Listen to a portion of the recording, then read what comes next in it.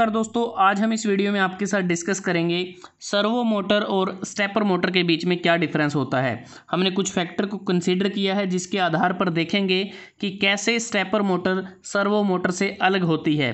तो सबसे पहले अगर हम बात करें पावर सप्लाई की, जो सर्वो मोटर होती है इसको हम AC और DC दोनों पर इसको इस्तेमाल कर सकते हैं, क्योंकि जो सर्वो मोटर होती है इसको हम कंट्रोल मोटर के नाम से भी जानते हैं और यह बेसिकली दो टाइप की होती है, DC सर्वो मोटर और AC सर्वो मोटर। अगर बात करें स्टेपर मोटर की, स्टेपर मोटर को हम सिर्फ DC पर ही इसको ऑपरेट कर सकते हैं, DC पावर सोर्स ही इसके लिए हमें चाहिए। उसके बाद है नॉइस। अगर हम बात करें सर्वो मोटर के केस में तो इसमें बहुत ही कम जो नॉइस है वो इसमें प्रोड्यूस होता है, वाइब्रेशन इसमें नहीं होती। अगर हम बात करें स्टेपर मोटर के केस में तो यहाँ पर थोड़ा बहुत जो सिग्निफिकेंट नॉइस इसमें प्रोड्यूस होता है। उसके बाद है कंट्रोल मेथड। जो सर्वो मोटर होती हैं इसमें हम क्लोज्ड लूप का इस्तेमाल करते हैं और इसमें हम एनकोडर का भी इस्तेमाल इसमें किया जाता है। और जो स्टेपर मोटर होती है इसमें हम ओपन लूप में इसको इस्तेमाल करते हैं, एक प्रकार से ओपन लूप एप्लीकेशन होती है और इसमें किसी प्रकार के एनकोडर का इस्तेमाल नहीं किया जाता। Rotor pole. अगर हम सर्वो मोटर की बात करते हैं तो इसमें जो हमारा जो रोटर पोल होते हैं वो बहुत ही कम रहते हैं, तकरीबन 10 या 20 के आसपास रहते हैं। लेकिन स्टेपर मोटर के केस में जो रोटर पोल होते हैं वो 200 से 400 के बीच हो सकते हैं।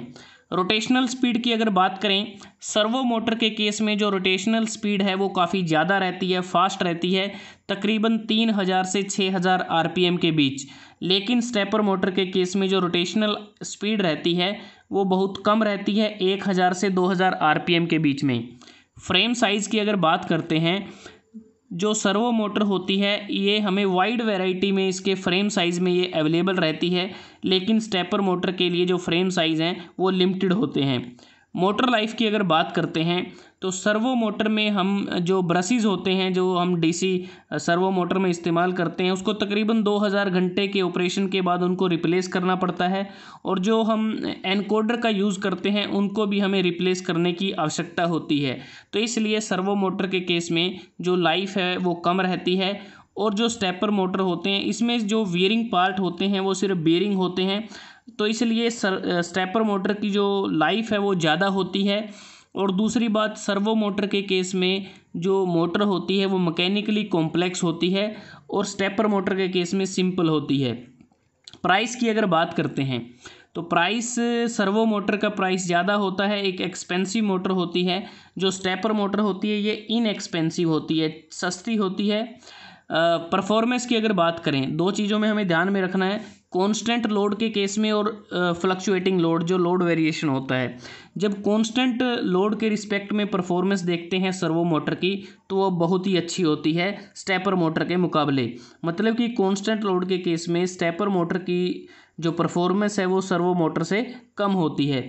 जब बात आती है फ्लक्चुएटिंग लोड या लोड वेरिएशन की तो उस केस में काफ़ी पुअर परफॉर्मेंस होती है सर्वो मोटर की और एक एवरेज परफॉर्मेंस स्टेपर मोटर के द्वारा प्रोवाइड की जाती है। उसके बाद power to weight size ratio जो रहता है सर्वो मोटर के केस में काफ़ी एक्सीलेंट रहता है और स्टेपर मोटर के केस में स्मॉल रहता है। एफिशिएंसी की अगर बात करते हैं, सर्वो मोटर ज़्यादा एफिशिएंट हैं, हाईली एफिशिएंट हैं, जो स्टेपर मोटर हैं ये कम एफिशिएंट हैं।